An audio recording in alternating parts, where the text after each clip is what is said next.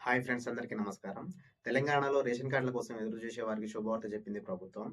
గురువారం జరిగిన కీలక సమావేశంలో రేవంత్ రెడ్డి శుభవార్త అయితే చెప్పారు.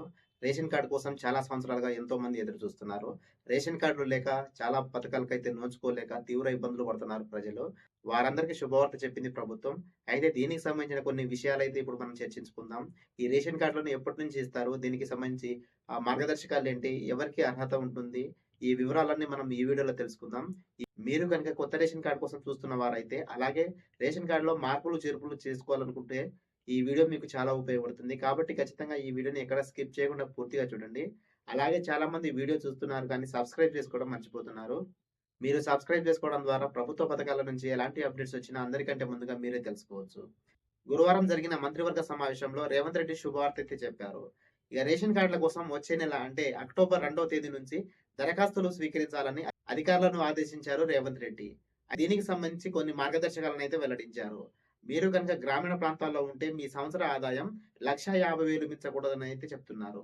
అదే విధంగా మీకు భూమి ఉంటే 3 ఎకరాలన్నర, అలాగే మెట్ట భూమి ఉంటే 7 ఎకరాలన్నర వరకు ఉండవచ్చని అయితే చెప్తున్నారు. అదే విధంగా పట్నంలో ఉండేవారు అంటే సిటీలలో ఉండేవారికి సంవత్సర ఆదాయం 2,00,000 మించకూడదని అయితే చెప్తున్నారు. కానీ ఇది చాలా దారుణం. ఎందుకంటే ఈ కాలంలో 1,50,000 దాటని కుటుంబాలైతే లేవు. అదే విధంగా పట్టణాల్లో కూడా 2,00,000 దాటని కుటుంబాలైతే లేవు.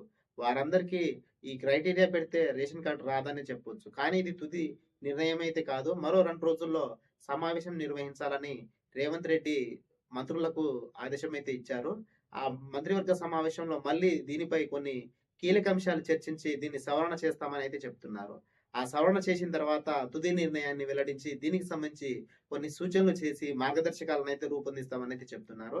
తర్వాత అక్టోబర్ 2 నుంచి కొత్త రేషన్ కార్డుల కోసం దరఖాస్తులు, అదేవిధంగా మీరు కనుక రేషన్ కార్డులో ఏదైనా మార్పులు, చేర్పులు చేసుకోవాలనుకుంటే కూడా దీనికి సంబంధించి కొన్ని అప్డేట్స్‌ని కూడా తీసుకొస్తామని అయితే చెప్తున్నారు. దీనికి సంబంధించి మార్గదర్శకాలు మనకు మరో వారం రోజుల్లో వెల్లడిస్తామని చెప్తున్నారు.